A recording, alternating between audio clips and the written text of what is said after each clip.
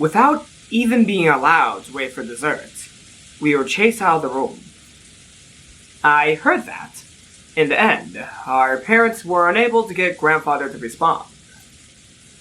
Well, I'm not sure if I should be saying this, but I feel like grandfather deserves a pat on the back. He had to be feeling pretty satisfied with the shock his strange letter had given to his children, who had all been so infatuated with disturbing the inheritance while he was still alive. I, too, felt like our despicable parents had gotten what they deserved in all this confusion.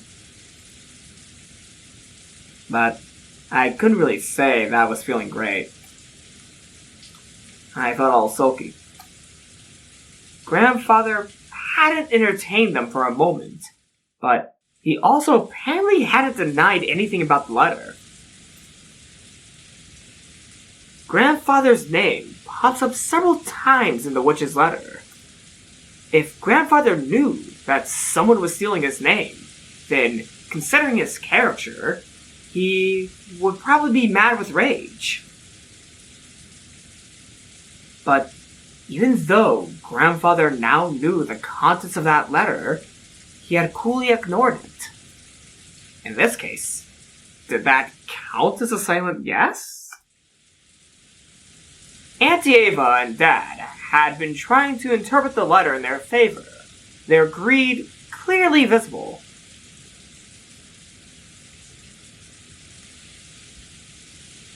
It wouldn't have mattered so much if that was all, but the adults had then started focusing on Maria, who had received the letter. They kept pounding her with questions about who had given her that letter. Maria repeated over and over again that she had gotten it from Beatrice, but there was no way a mysterious person like that could be mixed in with the others on this island. After all, this is a small island where no one lives except the Ushiyamiya family. Maria kept repeating that she had gotten it from Beatrice, no matter how many times she was asked. It seemed that the adults felt that she was trying to trick them, so they didn't hold back, and questioned her until she broke out into tears. By the time Maria was released, she had cried herself to the point of exhaustion. Our parents ordered us to go to the guest house and take Maria with us. Then shut themselves in the dining hall and started getting louder and louder as they discussed the inheritance. It seemed that, because of that strange letter, the possibility had arisen that Uncle Klaus's ability to become the next head could be returned to a blank slate. And in exchange for accepting him, my dad and the rest were trying to swindle Uncle Klaus out of a lot of money, or something like that. Jessica and I, both astonished, were happy to move over to the guest house. We didn't want to be under the same roof as those filthy adults, their heads so filled with thoughts about money. George and Iki pleaded on the behalf of our parents, saying that he wanted us to understand them. I understood his reasoning.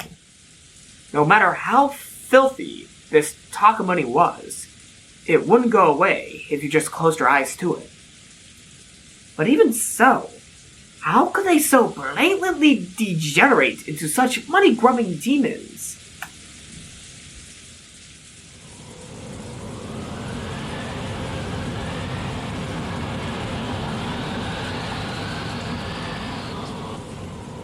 And to the guest house.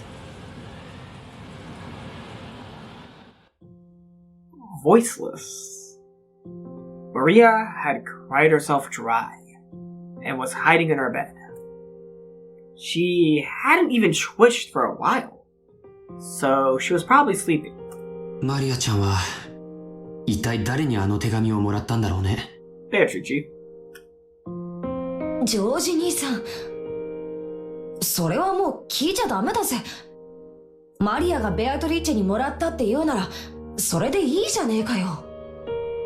これ以上マリアを泣かせたくないしな。 That said, even we felt a confusion that we couldn't clear away. この島には今18人しかいないんだよ。そこにこの雨の中、未知の19人目がマリアちゃんに手紙を託して今もどこかに隠れているというのは正直現実的ではないね。Okay, this is really, this episode right now, this is really similar to the first episode. Alright, we're having similar steps to the first episode, but with not a lot of exposition in the beginning. We just cut right to the moments after the letter had been delivered. So this is interesting. I think we're gonna get a lot more elaboration in the events that happen between the adults this chapter, because this feels like this is going to be a very Ava-centered chapter. Maybe. We might miss a lot of the discussions, but yeah, I'm getting pretty interested to see where this goes, because this is really like the first episode.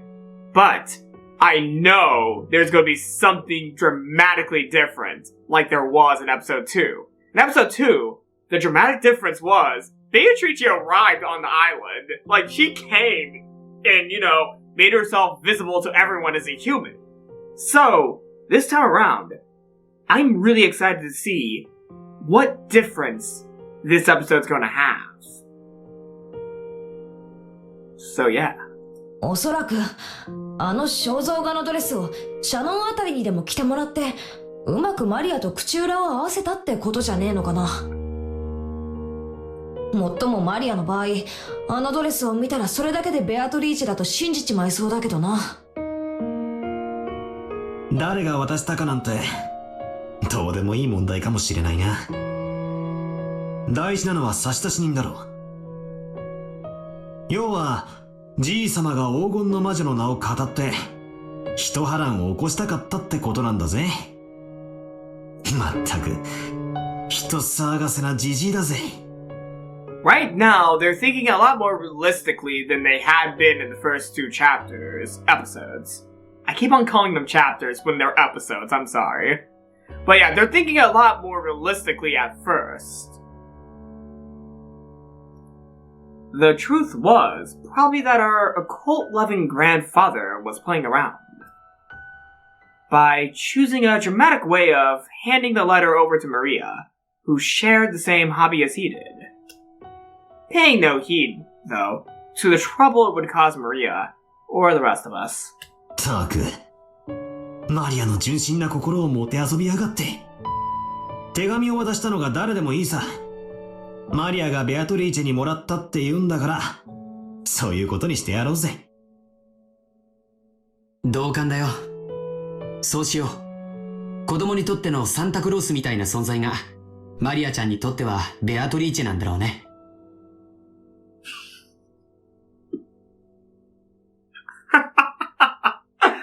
For some reason, a random image of Beatrice jumping down a chimney just came into my head as soon as I heard George say Santa Claus. The image of Beatrice in, like, a Santa outfit jumping down a chimney to deliver presents to kids.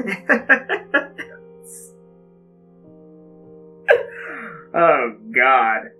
Man, I wish I had a chimney now. いない19人目もサンタクロースも俺たちが認めてやれば、それは少なくともマリアの中ではいるということになるわけだ。なるほど。子供の夢を守るための嘘って大事だな。お、どうしたんだよ、ジェシカ。まだ腹を立ててるのかよ。Jessica had her hand on her chin, as though there was something that she just couldn't understand. When I called out to her, she came to her senses. ああ、ごめん。いやさ、実はマリアが会ったのは本当にベアトリーチェだったってことがあるんじゃないかな。そりゃどういう意味だよ。この島に19人目の人間がいるって言いたいのか？マリアちゃんの言うことを心から信じたなら、そういう答えに行き着くだろうね。いや、そういうのじゃなくて、昔からこの島には私たちの知らない誰かが住んでるんじゃないかって話はあったんだよな。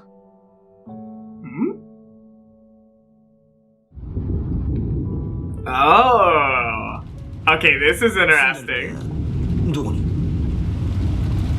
森の中にさ。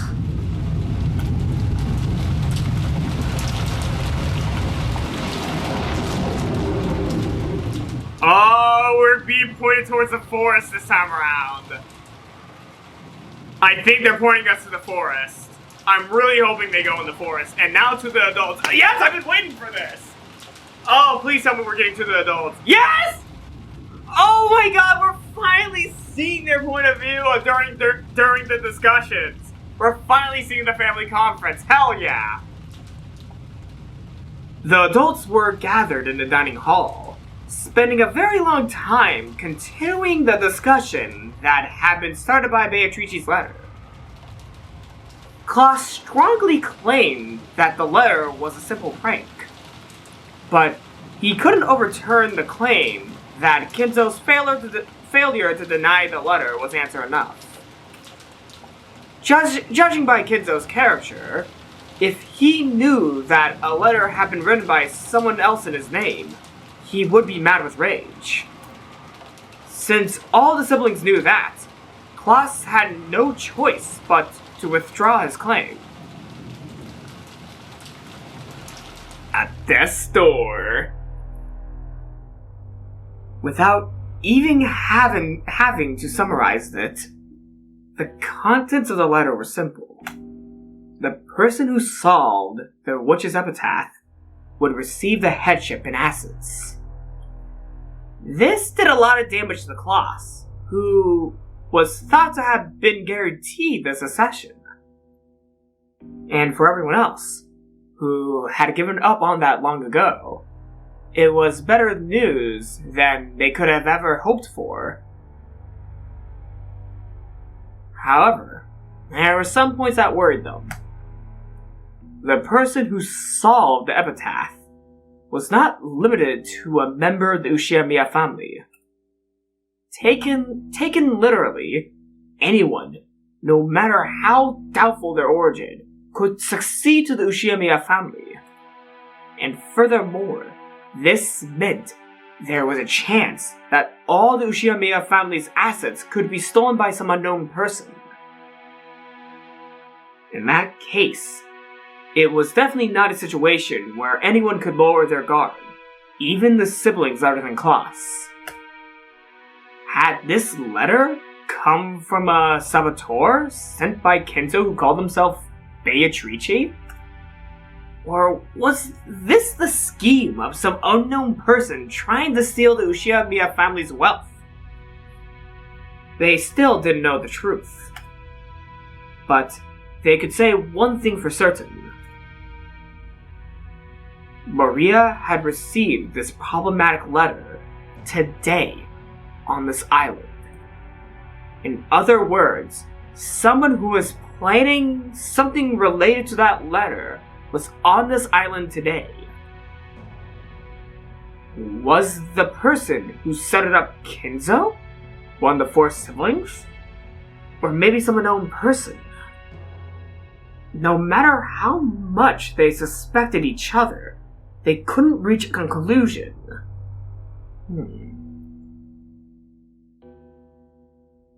After getting tired of bickering with each other, they finally reached the extremely obvious conclusion that doubting each other was just a waste of time.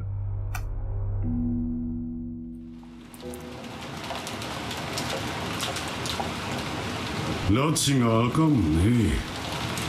無駄な時間を費やしたものだよ。そうね。兄さんが気づいてくれるだけでこれ以上を浪費しなくて済むわ。手紙の差出人がお父様と確定したわけではありませんよ。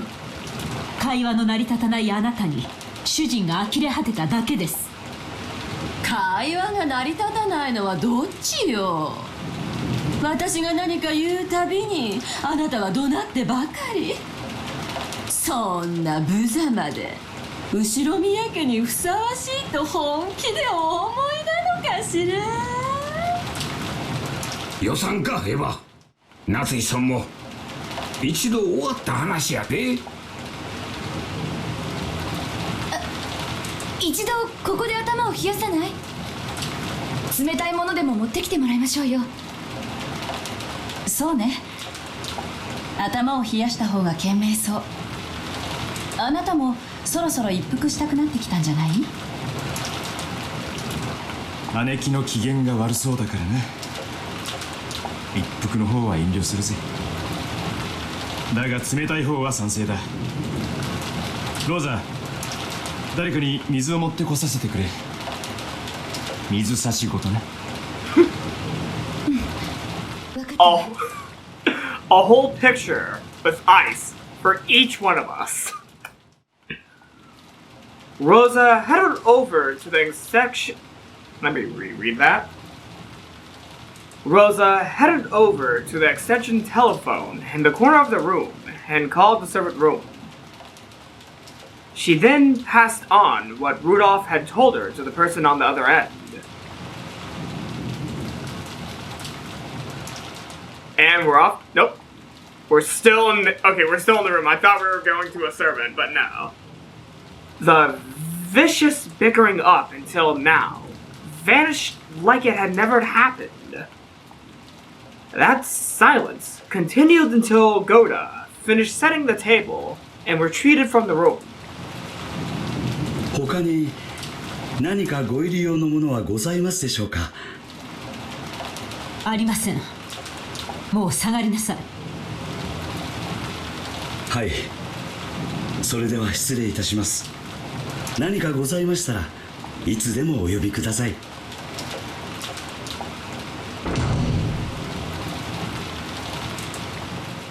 After listening to the sound of Goda's footsteps disappear off into the distance, everyone took a deep breath at the same time to break the tension. 本当にすごい雨ね。19人目の魔女は今頃バラ庭園の東屋で雨宿りでもしているのかしら。Are all the adults gonna walk over to the arbor to find George proposing to Shannon? Honestly, I would love to see that scene.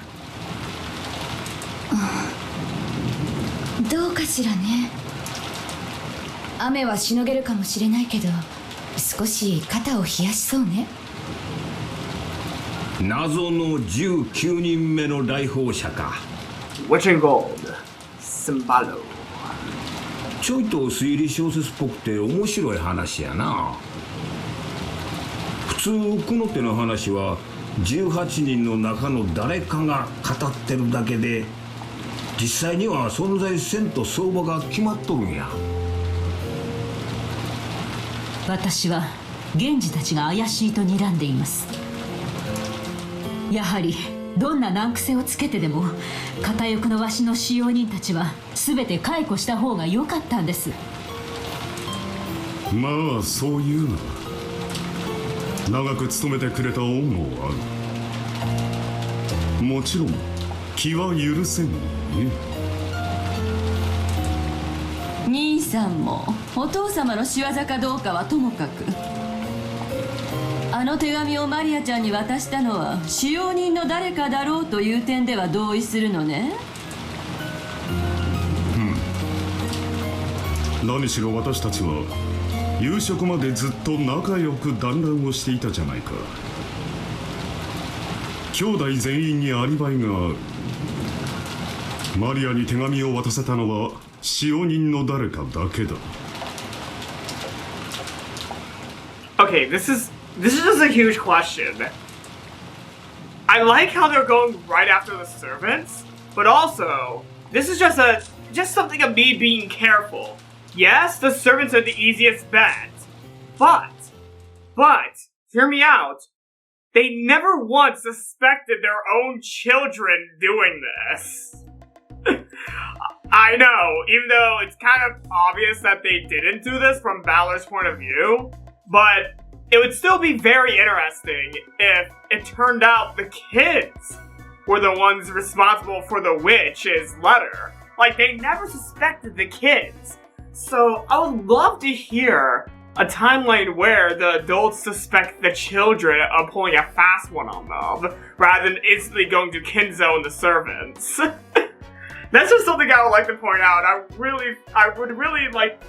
like their reasoning. Like, their reasoning sounds fine for the servants, but they've never once thought maybe it was the kids. Though, that could easily have the chessboard flipped on them, while also at the same time, some of the adults can get into the thought process of the kids are all just planning to cause a stir in their parents as a cruel joke towards them because they're talking about the inheritance while their grandfather was still alive as a sort of a mean prank on them for doing something that is not, what's the best word to describe this? Not really that appropriate to do when someone was alive, because let's be honest here, trying to divide up an inheritance when that person is alive and they're not even a part of the discussion, that's a little bit inappropriate because he's not even in the discussion. Which leads to the question of, what the frick is he doing in his study? Is he doing ghost stuff? He might be doing ghost stuff. I'm still on the thought process of Kinzo might be a ghost because he never really interacts with anyone except for the servants, Nanjo, Klaus, and Natsuhi. He never interacts with anyone who is outside of the manor from the beginning. Everyone who's an insider, Kinzo has, interacted with in the storyline, unless in the previous chapter, Rosa actually communicated with him. In that case, well, he might be alive. But if Rosa didn't contact him face to face or voice to voice, Kinzo's a ghost if we don't get any clarifications to how Rosa communicated with him. That's where I stand on this. That's where I'm standing right now. Kinzo may or may not be a ghost, for the reasons of only the people in the mansion has interacted with him. Well, maybe even he's not even a ghost, he's just flat out dead and they're all, doing a big act. But I like the idea of him being a ghost, so I'm gonna keep that he's a ghost right now because I like the idea. But is it dangerous? Is it dangerous to declare a pink theory right now? Would this be a dangerous move on my end? We're still on the third question arc of 4, so this could be a dangerous, play from my end of the chessboard. But you guys sometimes live life with risk. And here is my pink theory about Kinzo. Kinzo is dead. でも使用人の人たちもみんなベッドメイクとかで忙しくてバラ庭園のマリアのところへ行く余裕なんかなかったって言ってたし。おいおい、じゃあ何だってんだよ。まさか森の魔女ベアトリーチェ様がお越しになって本当にマリアちゃんに手紙を渡したって言い出すのか？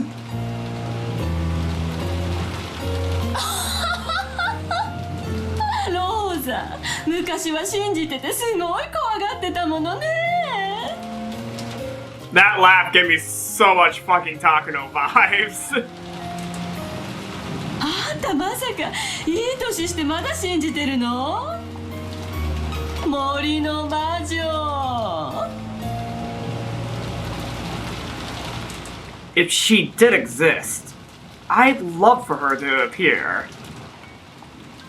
But no matter how much I wished, she didn't appear before me even once. She didn't save me from my crisis. まさか。でも18人全員が自分は違うと言っている以上、本当に19人目がいるのかもって思っただけなの。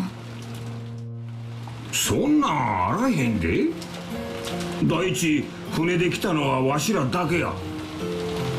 謎の乗船者なんぞわしらは姿も見とらん。まさかこの荒海を泳いで渡ってきたっちゅうんか。ちょいと考えられへんな。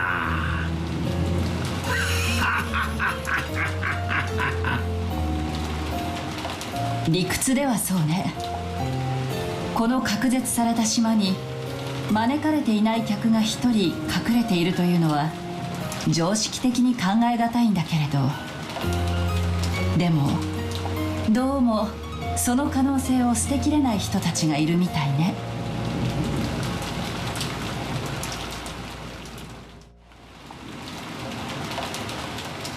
Hideyoshi had laughed it off, saying that there couldn't be a 19th person.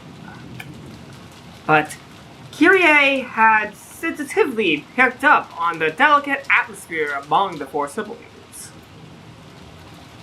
Just by common sense, there couldn't possibly be any uninvited guests on this small, isolated island. How on earth would they get here? And from where? And where would they be hiding themselves? And why wouldn't they appear openly, even though they had sent a letter in their own name? None of these could be explained. But, considering that none of the four siblings had joined in on Hideyoshi's laughing, they seemed unable to completely deny in their hearts the possibility of a 19th person. キリエさん、誤解しないでいただきたいが、別に私たちはおとぎ話じみた魔女伝説などこれっぱかりも信じちゃいないさ。またお父様を侮辱する話ですか。それを口にすること自体がお父様への裏切りです。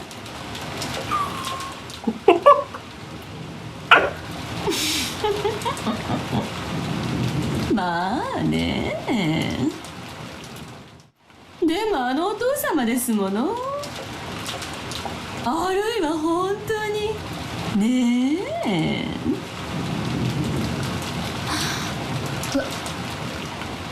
私は何も知らないわ。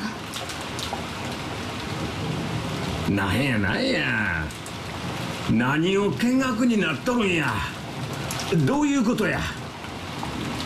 つまり魔女伝説は笑い話でも何でもなく事実だっちゅうんか。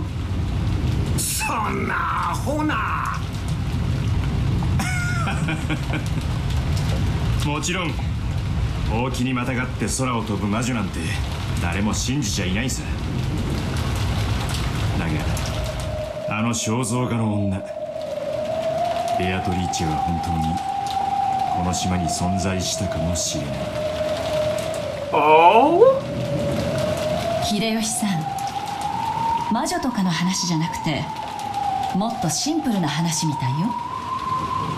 つまりこういうことね。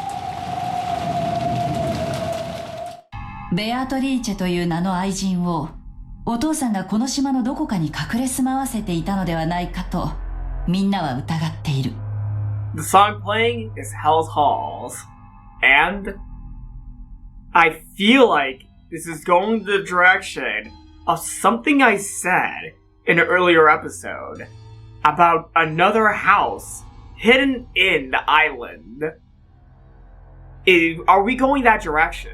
Are we going the direction of there was another house where the mistress lived in this whole time? Are we going this direction? Because if we are, holy shit! Oh my god! Here we go. This is actually, ooh, I'm liking this. そういうことかしら。お父様は自己を厳しく律する模範的な方です。Natsuhi, stop. そのような汚らわしい存在を島に連れ込むなど到底考えられません。Natsuhi, Natsuhi, why are you being so defensive of him? Why are you being so defensive of him? Like, I know you want to be accepted as one of the Ushiyamiya family members, but this is, like, to the point that it's slightly creepy of how defensive you are towards Kinzo. How defensive you get towards Kinzo? It's getting to be a tad bit creepy. Please don't tell me. Please don't tell me another thing I said might be what's going on. There could be something else within their backstory that could state some reasons as to why Kinzo would, be projected in front of Natsuhi. Of course, that also gives me the thoughts of Natsuhi having a crush on Kinzo, but I am not gonna humor that thought. Okay, going away from she's in love with him because, let's be honest here, that's an overused trope, and yeah, it might be not that great of a reason. So let's think about a different reason as to why Natsuhi is so defensive of Kinzo. Let's go ahead and go through this right now because, I don't want to go with the thought process of that she's in love with him. Though that could be an idea, I'm not going to put that as the only idea. Maybe this is just a maybe situation. She wants to be accepted as the next head, rather than her husband Klaus. Instead of Klaus becoming the next head, she herself wants to be the next head. So she really looks up to Kinzo because he's the current head of a family, and the sort of way that he's, the leader of a family, that's what Natsuhi wants to be. She herself wants to be a leader of a family, like Kinzo is. So, she could be very defensive of him because she wants to see herself in the position that he is in. So, Kinzo could do nothing wrong. Kinzo is perfect to Natsuhi. In the end, regardless of what I'm saying right now, I'm putting Natsuhi up to be a huge simp for Kinzo. But in the way of, she either is super in love with him, or she greatly respects him. I'm going with the thought process of she greatly respects Kinzo, rather than the love idea. I'm going with she greatly respects Kinzo. Though, it could also be the love thing. I'm not throwing that out completely, but I don't want that to be the only reason that I state, because, yeah, no, that's overused as a trope, and I feel like there should be, no, not just should be, I feel like it could be something more than she's just in love with him, because I don't think that's the case. Instead, the case that I'm thinking is, she highly respects him for the reasons of she herself wants to see herself to be like Kinzo. She wants to be like Kinzo. That's where I'm at right now. That's where I'm at. Natsuhi snapped at her immediately, but it looks like the four siblings, including her husband Klaus, didn't think that way. On the contrary, it appeared that they thought Kinzo was exactly the kind of person likely to attempt such a stunt. The existence of a mistress who had Kinzo under her spell had been whispered of since the very beginning, when he had built the mansion on this island. 親父を尊敬してる夏日さんには悪いが、だいぶ昔からそういう噂はあったんだ。親父は自分一人でこの六軒島の設備全てを作り上げた。屋敷の中には親父しかわからない仕掛けや隠し部屋なんかがあるんじゃないかって初めから疑われてたし、俺たちの知らない秘密の屋敷がこの島のどこかに隠されてるんじゃないかともずっとささやかれてた。そうね、地図上は小さな島かもしれないけれど、後ろ宮家だけが住むには広大すぎる島だわ。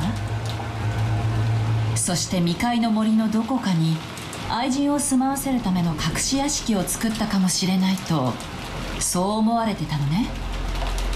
ずいぶんスケールの大きな話ね。最初はそれはこの屋敷の中じゃないかと言われてた。秘密の地下とかがあったりして、そこに豪華な隠し部屋があり、あの肖像画の魔女が隠れ住んでるんじゃないかとかな。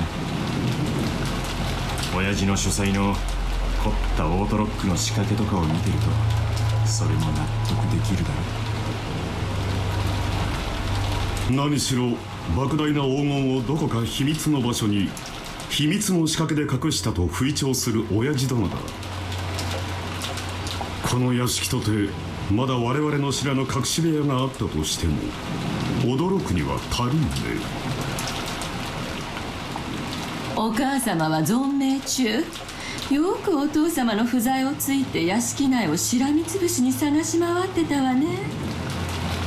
ルドルフが言ったことをお母様も疑ってたのよ。どこかに秘密の扉や階段があってその中に金髪の愛人が隠れていると信じていたわ。It's hard to believe, but there are actual examples. Let me reread that. It's hard to believe, but there are some actual examples in other countries of people cheating with someone over a period of several decades by making them live in a hidden attic room. It's hard to believe, but there are some actual examples in other countries of people cheating with someone over a period of several decades by making them live in a hidden attic room. And this was Kinzo, with a mansion this extravagant. There was endless opportunity to suspect the existence of hidden rooms. 六軒島の魔女伝説って私の聞いてた話では子供たちが未開の森に入り込まないようにって言って作った怖がらせるためのおとぎ話だったんだけど、なんだかそれだけじゃないって気がしてきたわ。まあな。何しろ後宮の屋敷以外に何もない寂しい島だからな。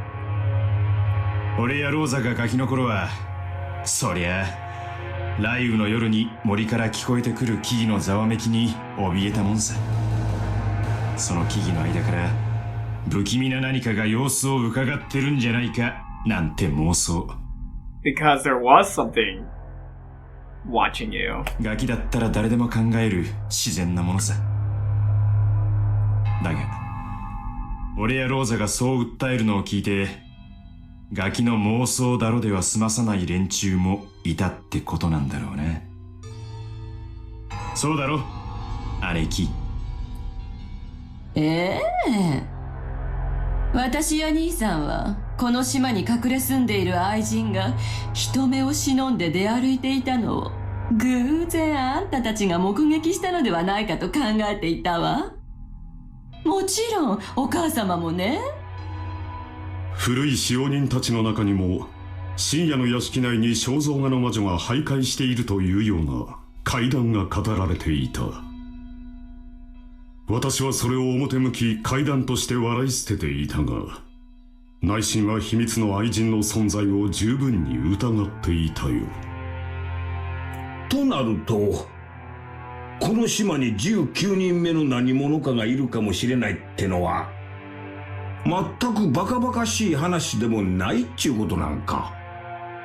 いやむしろどこかにいるかもしれないわけか。よくルドルフさんの言う悪魔の証明というやつになったわね。19人目がいることは証明可能だけれど19人目が存在しないことは証明不能。私たちはベアトリーチェという名の人物が島のどこかに潜んでいることを前提に議論を進めるべきなの？危機管理の基本としては正しいな。いるわけがないと思うよりはいるかもしれないと用心する方がはるかにマシだろうよ。そうやな。すまんちょいと不用心が過ぎたわ。ローザさんさっきは笑ってすまんかったな。別に気にしてないです。Hideyoshi apologized deeply for not being conscious enough of danger, despite calling himself the president of a company. Jeez, that was kind of a jab towards Hideyoshi. Silence fell again. By preparing for the existence of a 19th person, they were accepting that some unknown person was hidden on this island. And since this person might have something bad planned for them, it was only natural that it came with a certain degree of discomfort. 親父殿はかつて不意に所在を知らせずに姿を消すことがあった。何しろ静寂を好むお人だからな。わざと所在を知らせずどこかの書庫に閉じこもっているなどということは別に不思議なことではなかったよ。しかし魔女伝説が愛人説にすり替わり、やがてそれはこっそり愛人のもとへ通っているのではないかと囁かれるようになった。末期のおふくろは疑心暗鬼の塊だったからな。突然大騒ぎして使用人たちに緊急事態だから今すぐ親父を探せなんて騒ぎ始めることがあったっけ。あったわね。晩年のお母様はそんなことばかりだったからいまだにその怖い雰囲気が拭えないわ。今だから言える。かわいそうな人だったわ。それでその大々的な家探しの結果どうだったんや。何か見つかったか。いいえ、隠し部屋はおろか一度たりともお父様が発見されたことはないわ。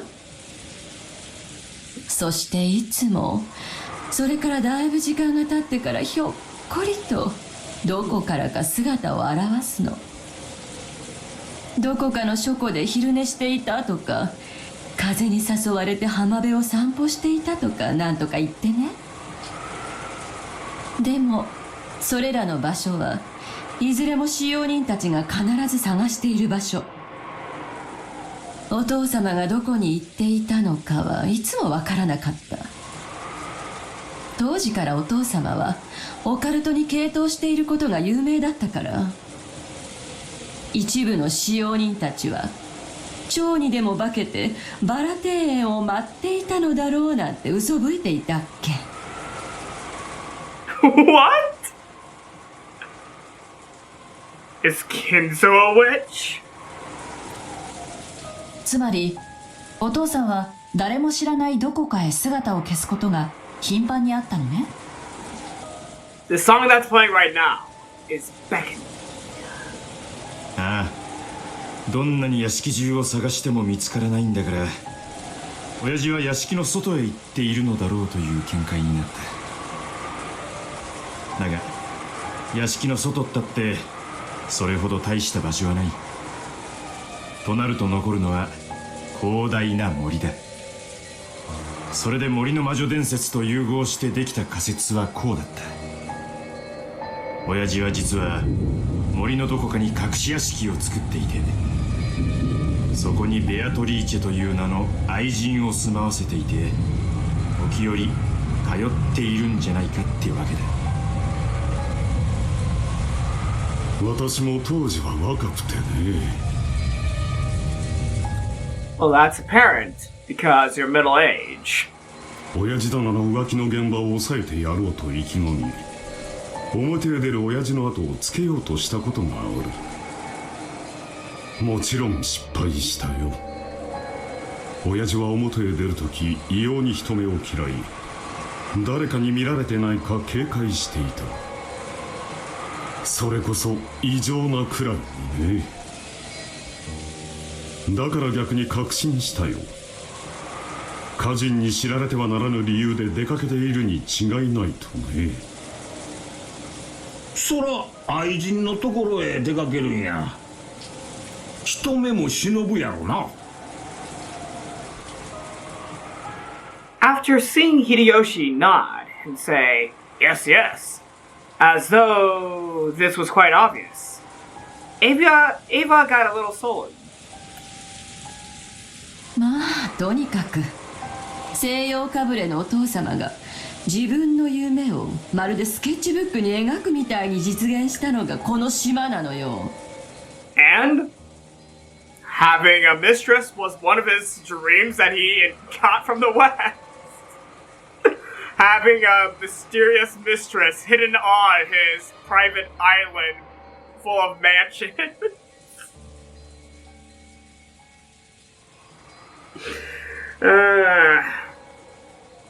Yeah, witch wrestlers.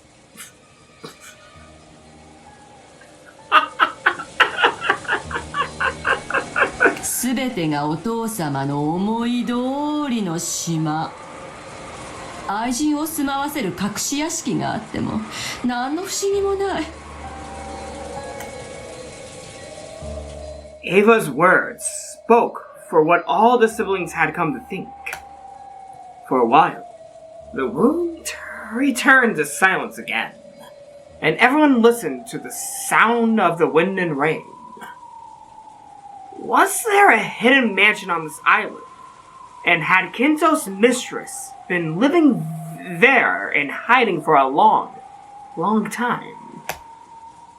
Every one of them had thought that they were being too suspicious, and had refrained from saying it for the longest time. But it had been a common opinion that everyone shared. Kyrie, who had been listening the whole time with her eyes closed, spoke to no one in particular. そのお父様の愛人の噂はいつ頃から？この島に引っ越してきた当初からだからかれこれ30年くらい前だな。何しろ隠し屋敷の工事なんて俺たちが島に来ちまったら無理だろう。人とか機材の出入りがあるもんな。すぐにバレちまうさ。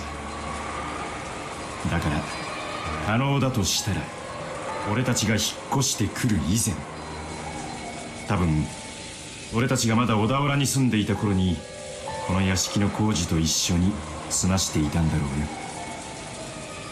うよ。お父様は家族生活と愛人との生活の2つを両立させようと最初から想定していたと考えるのが妥当なんでしょうね。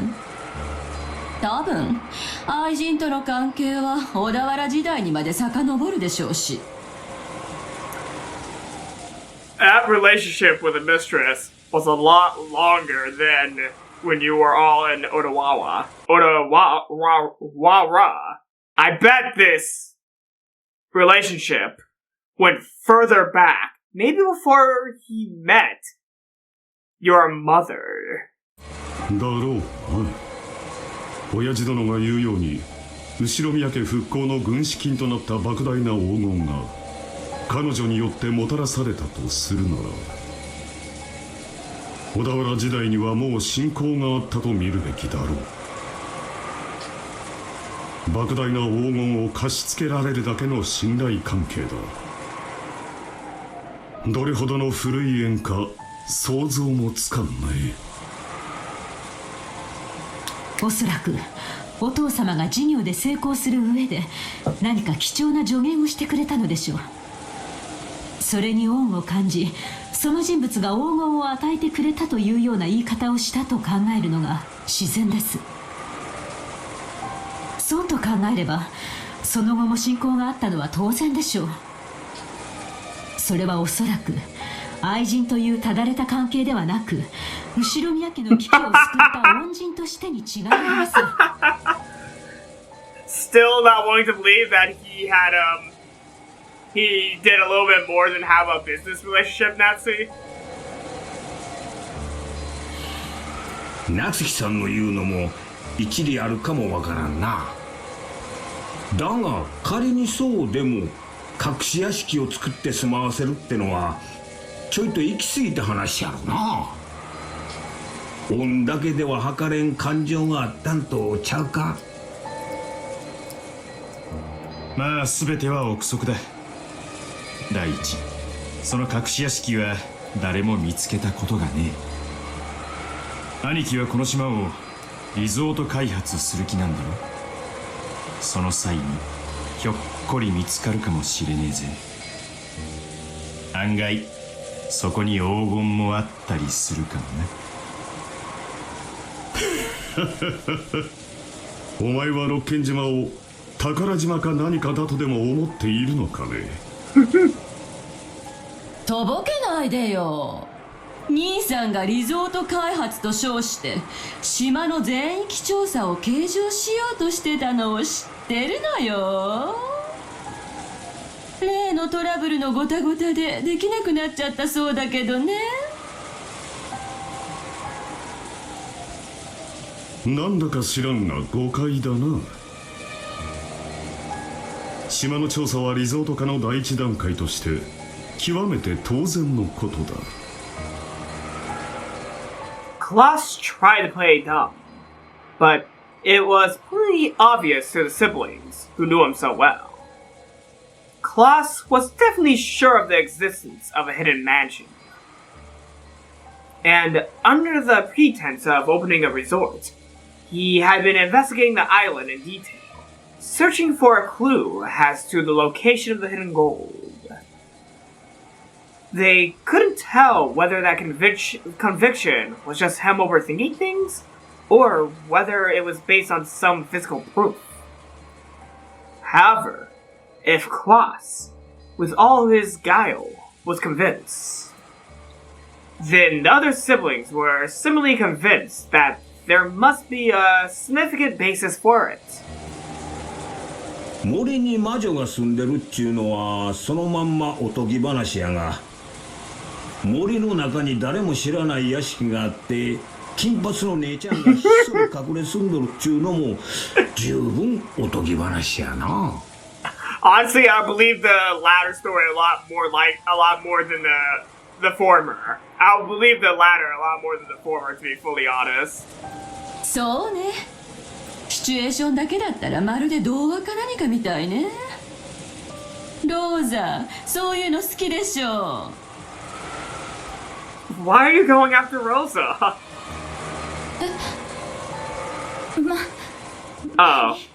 Oh, Ava's just bullying her.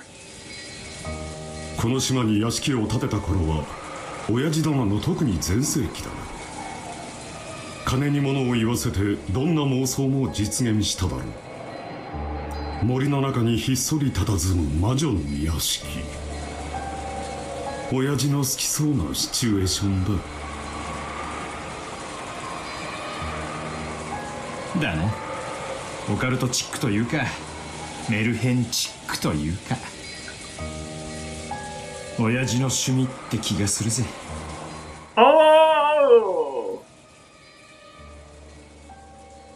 On this island, which the Ushiyamiya family had lived on for 30 years now, a hidden mansion that no one knew about had been quietly built, and within, there lived a witch known only by her portrait. Even this hard-to-believe story might not be completely delusional, considering all of Kinzo's strange habits and his vast wealth.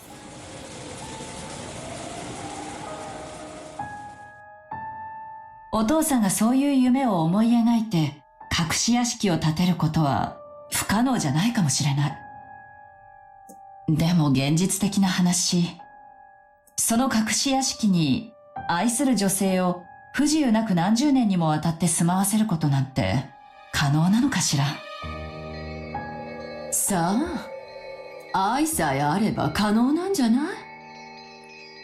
愛する女性が健やかに過ごせるような設備よ。それもお父さんなりのね。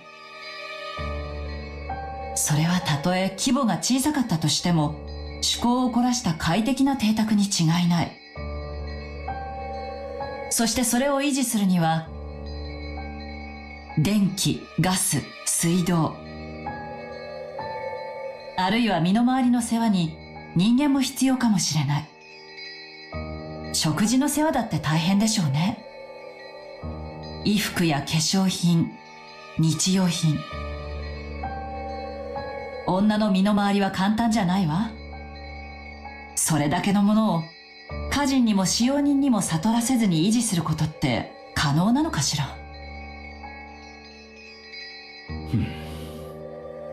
そこまで言われると確かに弱いな。だがそれでも親父ならやってのけるかもしれんという気持ちは残る。何しろあの親父だからな。Yeah, I'm with Rudolph on this. I'm with Rudolph. Huh. そうね。あのお父様だものね。お父様はやり遂げることは何があってもやり遂げます。常人には難しいから無理だろうという理由はお父様に関してだけは当てはまらないでしょう。親父殿に関してだけは見くびらん方がいい。親父の狂気は常人の思考では理解にも及ばない。I wouldn't put it past the Fushimiya Kinzo. As long as that word could accompany his name, a considerable amount of credibility dwelled in any story, no matter how absurd. However, that didn't shake the importance of what Kyrie had said. This was different from stealthily raising a kitten in a cardboard box and keeping it a secret from your parents.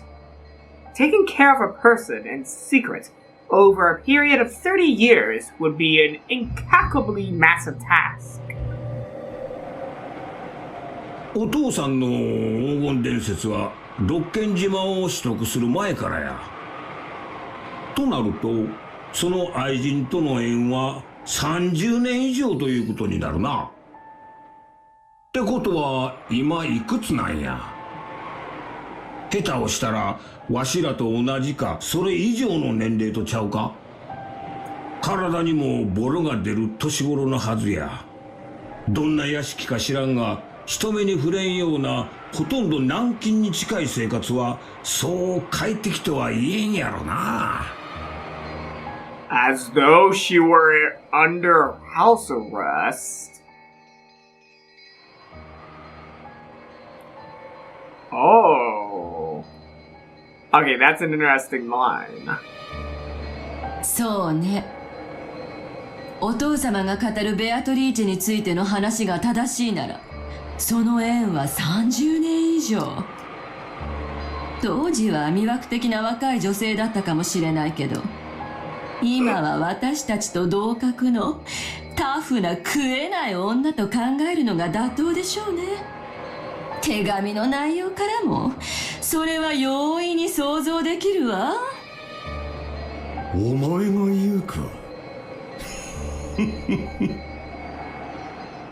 Klaus laughed, as though blind to his own shortcomings. Of course, Ava was offended, but she didn't strike back. よせよ兄貴。そして俺たちの想像が本当なら親父の遺産問題に彼女は胸を張って参加したいはずなんだ。何しろおふくろと違い相思相愛だった可能性が高いからな。本人には愛人の自覚と同時に正妻としての誇りもあるかもしれない。それはお母様への侮辱にあたりますよ。ああ、すまん。だが親父とおふくろが親戚の長老たちによる政略結婚だったことは誰もが知ってる。だからこそ親父に愛人がいてもおかしくないと確信できるわけだがな。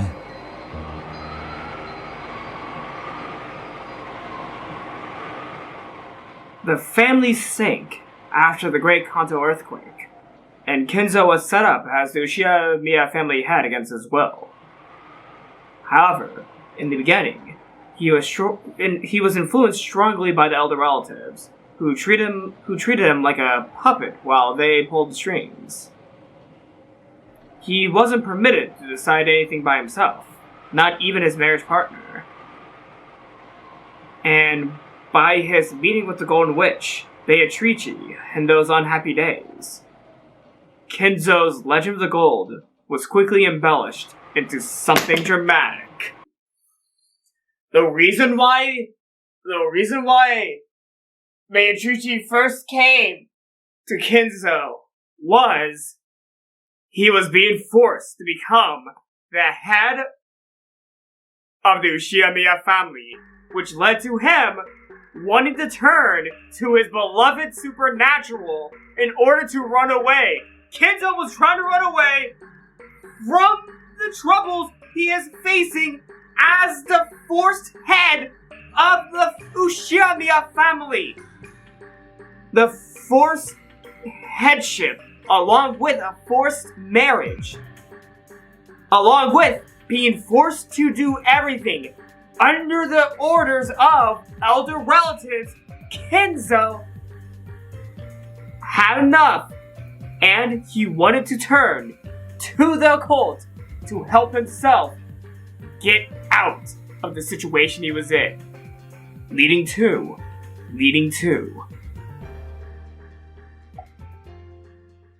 the birth of the witch. I'm still delving stuff, but that could be a revelation I just made. Or maybe it was just a random, thing I just had to get off my chest. Most likely, it's just a random thing rather than an epiphany, but I just wanted to say it out loud as soon as I read this line. In other words, it could mean that Kinzo met with a woman he really did love. If she also knew his whole story, then even if they weren't marriage partners, it wouldn't have been odd for her to consider herself his true wife inside her heart. And now, the person registered as his true wife was already dead. となると、財産権どころか家督争いにも食い込む気満々ってことになるで。なるほどな。この手紙の趣旨が少しだけ見えてきたよ。碑文の謎を解く者に家督を。そういう意味か。仮にその愛人が後宮家に序列を得ていたとしても、その序列はお父様の血を直接引かない以上子供に劣る。つまり序列はローザより一つ下ね。とても家督争いに加われるようなレベルじゃないわ。そういうことか。魔女の碑文を解けば序列に関係なく家督が告げる。つまり全く可能性のないベアトリーチェにとって最も有利な条件ってわけだ。The revival of the Ushiyamiya family had been made possible by the gold Beatrice had bestowed. In other words, the credit belonged to her. She had built that wealth together with Kinzo, so it was natural that she would have thought of herself as the one who should inherit it. It would also be natural for her to despise the thought of giving a single cent to the children of the wife Kinzo had never loved. ずうずうしいにも程があります。仮に愛人が実在したとしても当主継承権を争うなど身の程をわきまえぬ暴挙です。なんという身の程知らず。Natsuhi turned red, her fists quivering. There were also complicated circumstances behind her entry into the Ushiyamiya register. Those who knew that understood more or less why she was so angry for the sake of Kinzo's dead wife. まあ、その暴挙のおかげで私たちにも公平にチャンスがあるわけなんだけどねえ。それにお父様はこの暴挙を黙認されている。後宮家を継ぐのは愛人ベアトリーチェか、愛はなくとも血を受け継ぐ私たちか。それを争わせて確かめたいというのでしょうね。As Ava giggled roguishly, Klaus shrugged his shoulders and looked away.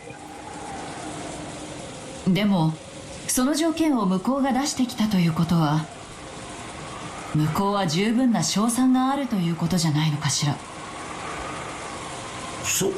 それもそうや。第一、ベアトリーチェはあの手紙の文面通りならお父さんの顧問錬金術師、つまり黄金の管理者や。その隠し場所を知っていても何の不思議もないやないか。こらひどい話やで。Suspicion. 答えを知っている謎々を出してきたも同じや。これでシャーシャーと現れて、これが答えや、家督はいただきやで、なんて言われたら、わしはすべてかっぱらわれちまうわ。そうね。謎々の出題者は常に正解を知っているものよ。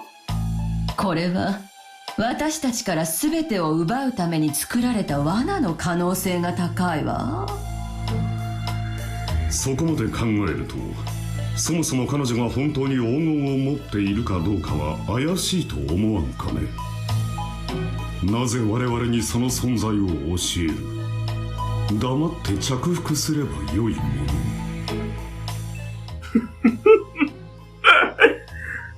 It's nice to see Klaus say the word embezzle and point his fingers at someone else embezzling money for once. 確かにおかしな話だな。Indeed. It was just as they said. If the epitaph showed the way to where the gold was hidden, why would she challenge them to try to solve it? If they actually did solve it, wouldn't the gold all be stolen? Could it be that this person was trying to stir the siblings up so that they tried to solve the epitaph, and would then snatch it up before they did solve it? That was a very reasonable guess. いいえ、チェス盤をひっくり返して考えれば、黄金を実際に持っている可能性は低くないかもしれない。どうしてそんなことが断言できるのよ。待て姉貴、キリエ、続きを話してくれ。どうしてそう思うんだ。だって私たちは魔女の碑文なんていう謎々の答えを教えられたくらいで、本気で後宮家の家督を明け渡す気？謎々の答えに感服して降参を？そらまあ、それもそうやな。謎々の答えを教えられたくらいで、わしらがあっさり降参して家督をはいどうぞと渡すかっちゅうたら、そら甘い話やな。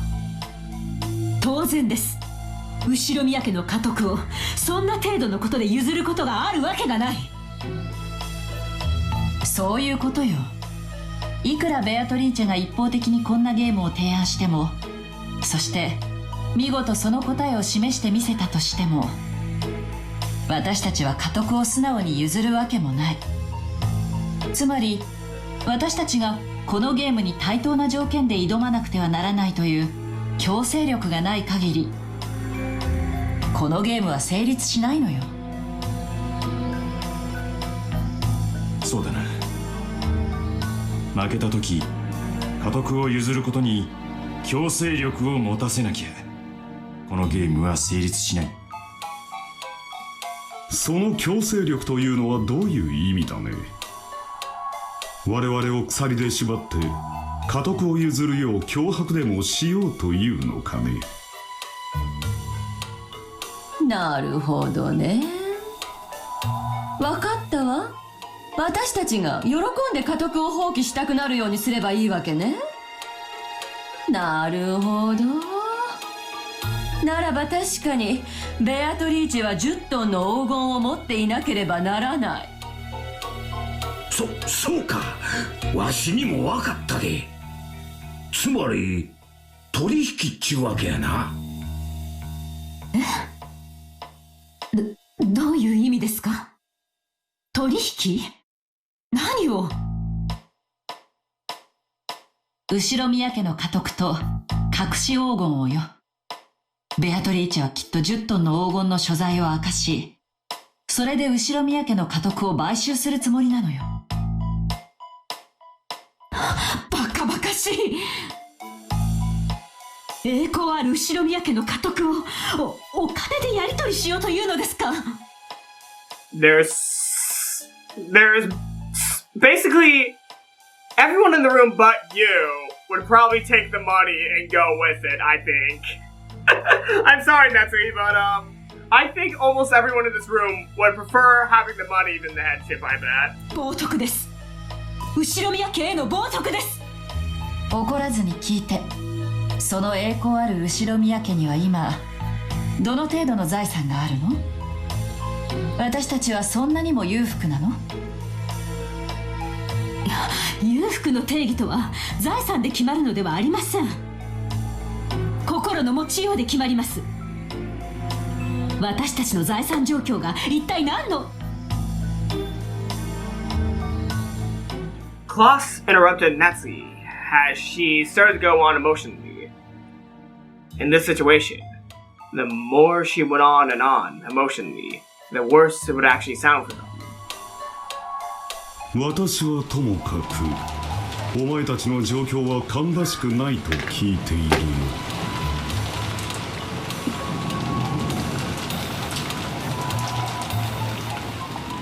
I don't know why I'm laughing. Wait, why am I laughing? あらそう。兄さんの財政状況だって相当に芳しくないと聞いているわよ。次々担保に入れて新しい博打の掛け金にして負けを認めないために次々新しい博打に手を出して内情の話をしたらこの中で兄さんほど火の車の人間は存在しないわ。どれだけ損失を出してんのよ兄さんは。才能ないのよ。誰の才能がないというのですか？言うにこと書き火の車とは。 Natsuhi became indignant once again, but Klaus raised his hand again and interrupted her. 多少の誤解があるようだ。ビジネスは経過で判断できるものではない。私のような長期的視野でのビジネスともなると時に短い単位期間では大きな損失を出しているようにも見えるのだ。兄貴、裏は取れてんだぜ。今は見栄を張ってる場合じゃない。つまり桐江はこう言いたいのさ。俺たちは全員が全員金に困ってる。そしてベアトリーチェは10トンの黄金を持っている。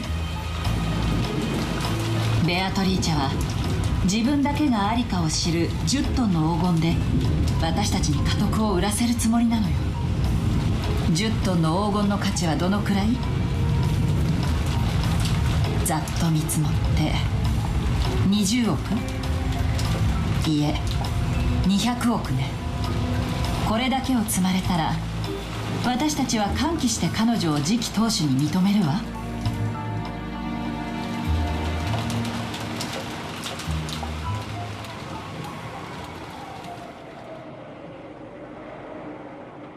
The scene returned to silence. Even the rain and the wind sounded louder. That was probably also the sound of the windstorm that disturbed the insides of their minds. 冗談じゃないわよ。多少お金を積まれたくらいでどこの馬の骨とも知れない女に家督を譲るなんて。アホ抜かせ。 Actually, yeah, Natsuhi's not the only one who would be willing to give up the headship for money. I think Ava would not do that as well. But I know for certain that Klaus, Rudolph, and Kyrie would be like, yep, take the family, we get the money now. I know that those three would be willing to give up the headship just to get some money. That's one thing I will say now. I think those three would be willing to do that. もともとお前に家督なんぞいかんやないか。 Oh, and also Rosa. Rosa would also do that. わしらは何も失わずに金だけをもらえる話やで。そら損得感情は必要やろが、聞くに値する話や。They knew that much of the Uchiha family assets had been eaten up by Klaus. The dregs that remained of that inheritance versus the compensation for being accepted as the head that Beatrice would pay. It was a shame, but honestly, the former was less enticing than the latter. Oh, maybe I should also have included Hideyoshi on that too. I kind of glossed over the fact of what he was saying to Ava right there. So the only two who would not sell out the family would be Natsuhi and Ava. まあ4等分とはならねえだろうな。次期当主を降りることになる兄貴に取り分が多くなるのはやむを得ねえだろうよ。羨ましい話だぜ。あなた、金額の問題じゃないでしょ。不甲斐ない弟たちはお金で後宮家の栄光を売り払うつもりなのですよ。ここで長男の威厳を示さずして何とするのです。夏希、しばらく黙っていなさい。あなた、こりゃあクラッとくる話だぜ。俺たちは兄貴から2億半ずつ引っ張ろうと思ってた。もし魔女様が俺たちに10トンのうちの1割も弾んでくれたなら、20億ね。ああ、俺たちは当初の見積もりの10倍も弾まれちまうことに。You know what? At least they're being honest. At least those two are being honest with themselves. I mean, Rudolph. Yeah, Rudolph and Kirie, they're being honest with themselves. They will take the money. They don't care about the family name. They just want the fucking money. And that's what, you know what? I'm liking them a lot more because of that. そんだけあれば俺たちは十分だぜ。どうせ後宮なんて名前に未練はねえんだ。喜んで売っ払って。I kinda expected this. I kinda expected this. 10トンすべてを提供してくれるかはさすがに川山用だとしても、なるほど、私たちにとって魅力的な話になるわね。私たちはベアトリーチェなどというよそ者を弾き出すために兄弟同盟を組もうとしていた。しかし彼女の目論見がこうならば、私たち兄弟の団結はバラバラにされるわ。ええ、今こそはっきり断言できる。ベアトリーチェの手紙の目的は私たちの結束をかき乱すことなのよ。Scar in the score. If the three younger siblings, who were never going to have any connection with the succession of the headship in the first place, were paid enough money to satisfy them, they would happily accept Beatrice as next head. So every obstacle to her headship would be removed except for Klaus. In that case, the negotiations would be one-on-one between her and Klaus. He tried to look strong, but Klaus's financial and political situation was extremely weak. He did bluff in front of his siblings, but on the inside, he was probably thinking that it might be alright to enter negotiations depending on the sum of money involved. In order to bury his losses, Klaus had taken advantage of the fact that Kinzo had shut himself up in his room and had embezzled Kinzo's personal assets. Therefore, when Kinzo died and the inheritance was distributed, Klaus would be held to account for that. But if he gave up his seat as the head to Beatrice, she would also receive the rights to the assets, and as a result, the distribution of the inheritance to the siblings would not occur. In other words, Klaus's embezzlement might not have been... In other words, Klaus's embezzlement might not have to be known to the other siblings. Of course, the siblings were frightened of Kinzo, but it was doubtful whether they still actually respected him as a father. By this time, they each had their own families, their own wealth, and their own lives. If they were paid enough money in exchange for Rokenjima, the wrecked remains of Kinzo's dreams, there was a significant possibility that they would relinquish the Ushiyamiya family name. In other words, Beatrice's victory was already guaranteed in this game. Not as the winner of Beatrice's game, but as the winner of Kinzo's game. Kinzo had put up the epitaph, and to this day, no one had been able to solve it. So Beatrice had solved it. In other words, this is less of a game and more like Beatrice's declaration of victory. However, Kyrie still felt something was slightly out of place. If this was a declaration of victory, Beatrice would only have to display the gold openly and state that she would buy the family headship. And yet, even at this late stage, she was explicitly telling the siblings to try to solve the epitaph. And yet, even at this late stage, she was explicitly telling the siblings to try to solve the epitaph. Why had she set up this new game where she agreed to hand over all of the gold and the right to succeed the head to the person who solved the epitaph? Kyrie had tried flipping over the chessboard several times, searching for the best strategy that might have guided Beatrice to this line of thinking. In the end, she reached a single conclusion. What's the conclusion, Kyrie? おごりなのかしら。あるいは遊び？何の話？魔女は気分を解いてみろと私たちに挑戦状を送ったわ。どうせ解けないだろうと高をくくってるでしょうけどね。でも何万分の1かの確率で私たちが解いてしまう可能性もあるはず。何しろここにはお父さんの血を引く子供が4人もいるのよ。出題者の血縁者が4人も揃い、財産を奪われまいと死に物狂いで知恵を出し合ったなら、偶然にも謎が解けてしまうこともあるかもしれない。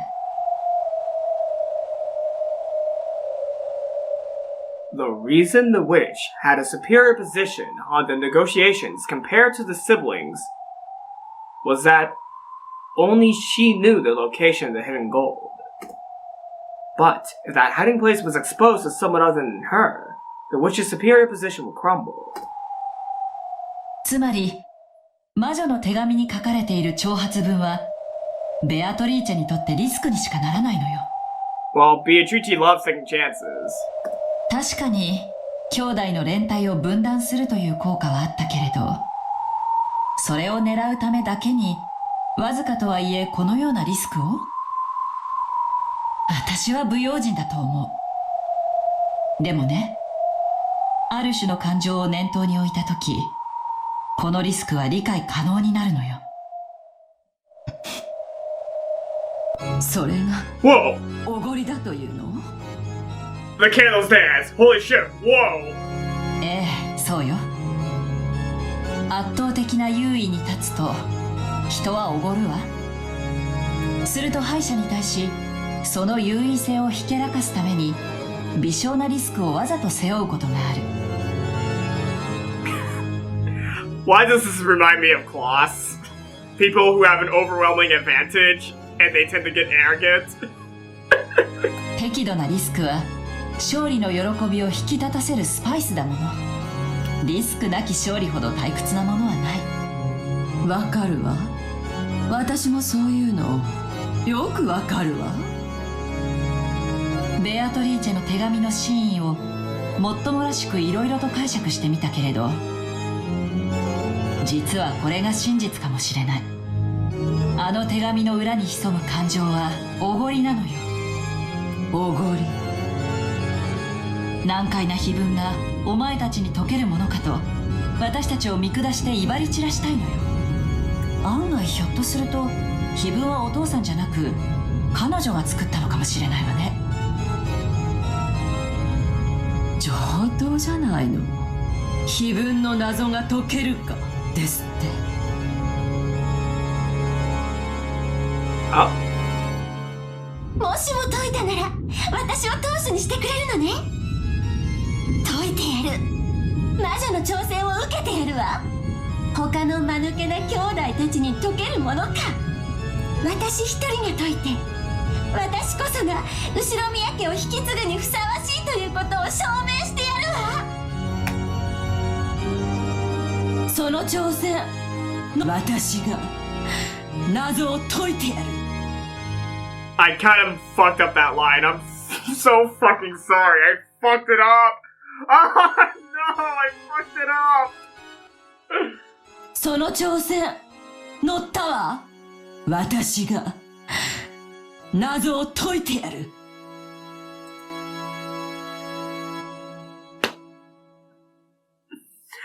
I'm so fucking sorry I messed it up.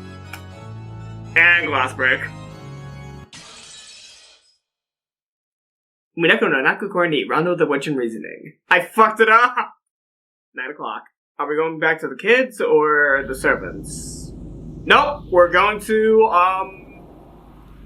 the meta world? I think that's what this is called. Alright. なるほどな。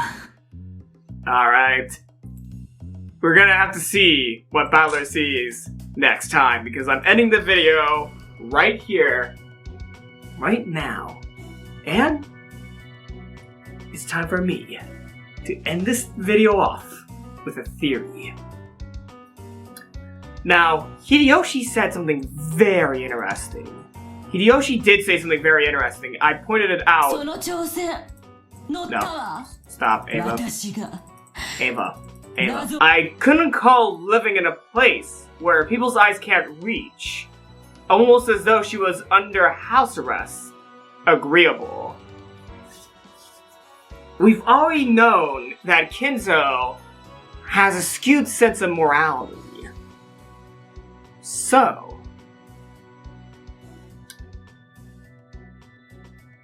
what if she was in house arrest?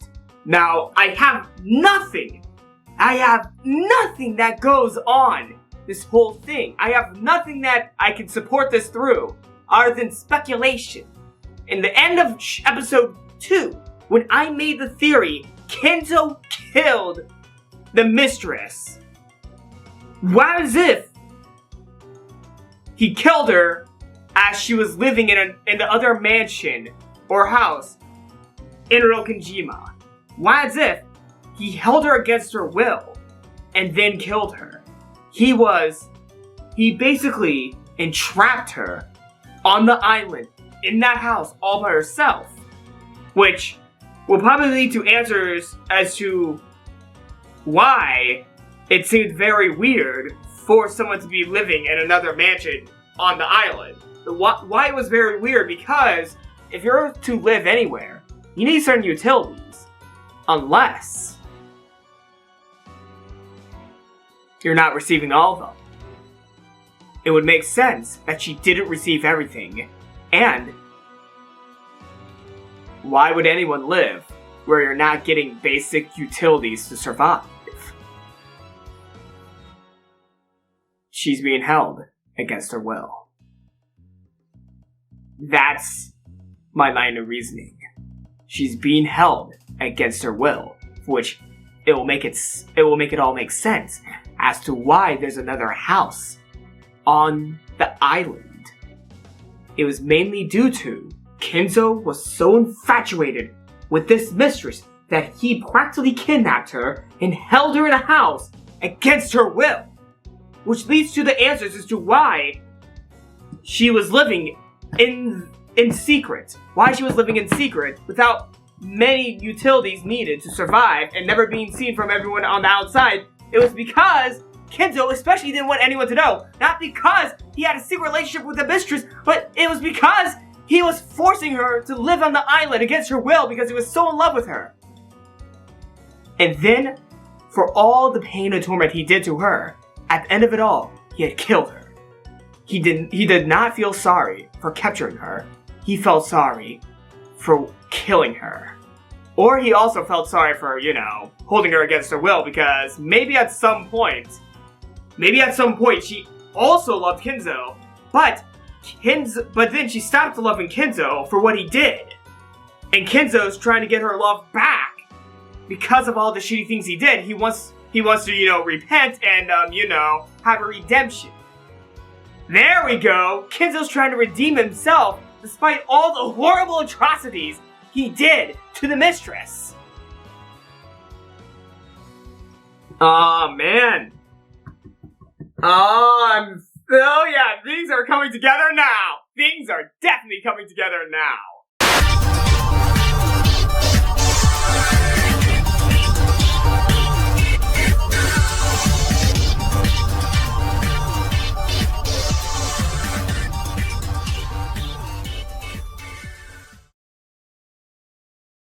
Okay.